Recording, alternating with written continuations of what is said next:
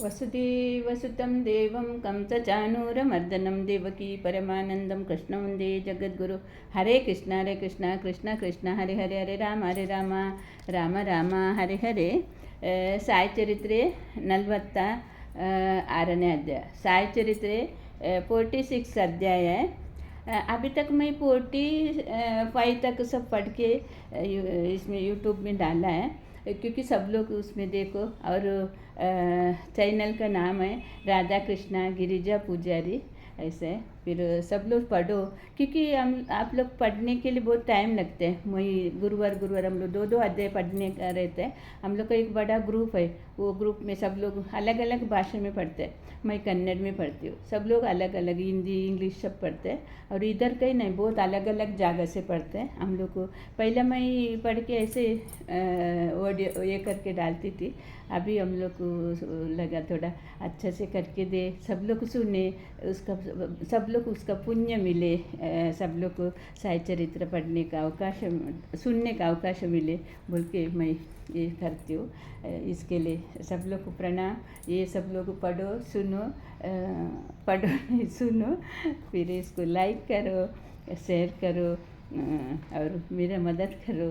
और सबको धन्यवाद. हरे कृष्ण कृष्ण कृष्ण हरे हरे, हरे राम राम राम हरे. 46 अध्याय है. ये कन्नड़ भाषा में आप लोग समझा नहीं तो भी आप लोग का कान में पड़ेगा तो बहुत इसका अच्छा है. कोई अक्षर में उसमें संस्कृति में भी रहते.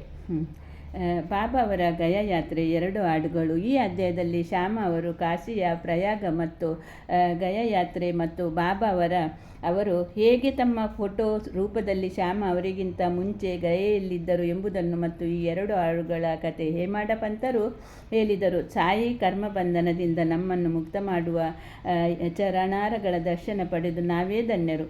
ನಿನ್ನ ಈ ರೂಪ ಗೋಚರವಾಗಿದ್ದರೂ ನಿನ್ನನ್ನೇ ನಂಬಿದ ಭಕ್ತರಿಗೆ ನಿನ್ನ ಅನುಗ್ರಹವನ್ನು